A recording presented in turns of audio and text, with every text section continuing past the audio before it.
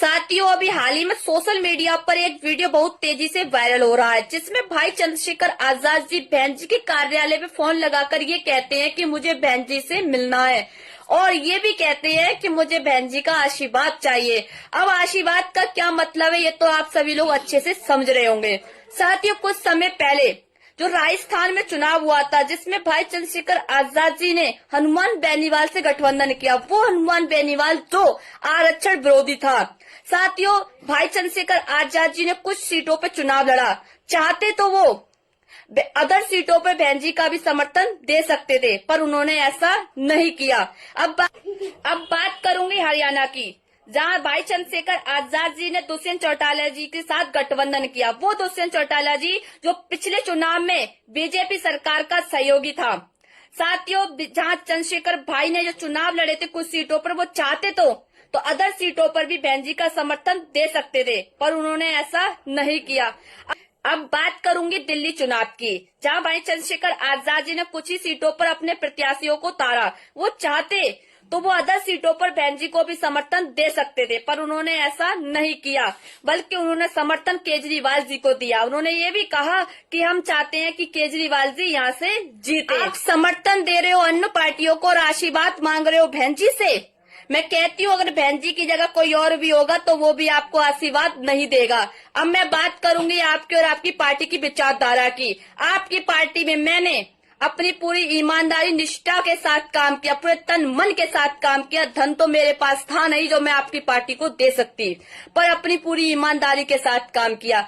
इस बात को बच्चा बच्चा गवाह है। हर कोई ये कह सकता है कि एकता सिंह ने भीम आर्मी और चंद्रशेखर भाई के लिए पूरी ईमानदारी के साथ काम किया। मैं आपकी पार्टी के लिए राजस्थान, हरियाणा, दिल्ली, यहाँ तक कि नगीना भी मैं आपके प्रचार करने के लिए गई।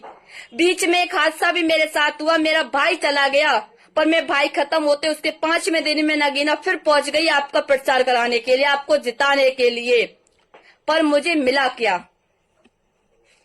जब जिले और मंडल के लोगों ने मुझ पर टीका टिप्पणियां की, मेरे कैरेक्टर पे उंगली उठाई गई। जब इस बात की शिकायत मैंने ऊपर की तो मुझसे ये कह दिया गया कि पार्टी संगठन की बदनामी होगी, इस मामले को यहाँ दबा दिया जाए। तो मैंने भी ये सोच लिया था कि हमारी पार्टी के कुछ लोग गंदे हो सकते हैं, पर हमारी पूरी पार्टी गंदी नहीं है। इस बात को सोचते हुए मैं चुप हो गई, पर फिर भी मेरे ऊपर टीका टिप्पणियां बंद नहीं हुई। जिसलिए मैंने राष्ट्रीय लेवल, प्रदेश लेवल, जिले, मंडल सबसे मैंने यही कहा कि मुझे जिम्मेदारी दी जाए, जिससे कि मेरे ऊपर जो टीका टिप्पणियां हो रही हैं वो नहीं होंगी। पर मुझे आज 1.5 साल हो चुका है। 1.5 साल से बस मैं एक ही बात बोल रही हूँ अपने राष्ट्रीय लेवल के नेताओं से कि मुझे जिम्मेदारी दी जाए, पर अभी तक मुझे जिम्मेदारी नहीं दी गई। मैं पूछना चाहती हूँ कि एक लड़की जो आपके लिए पूरी ईमानदारी से काम कर रही है, उसको जिम्मेदारी देने में ऐसी क्या आपत्ति आ गई आपको? और मैं पूछती हूँ, आप जो बड़े बड़े मंचों से महिलाओं की बात करते हो, कितनी आपके राष्ट्रीय लेवल में कितनी महिलाएं हैं, या कितनी महिलाओं को आपने मंडल और प्रदेश का प्रभारी बना रखा है, बताइए मुझे।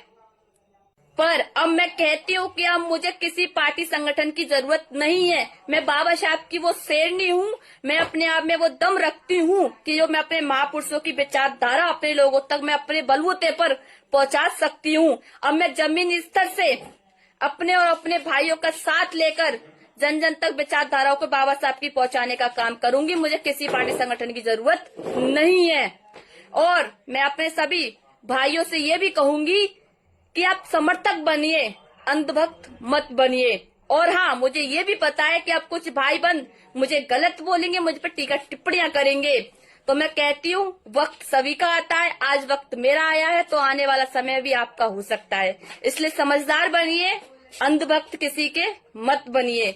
जय भी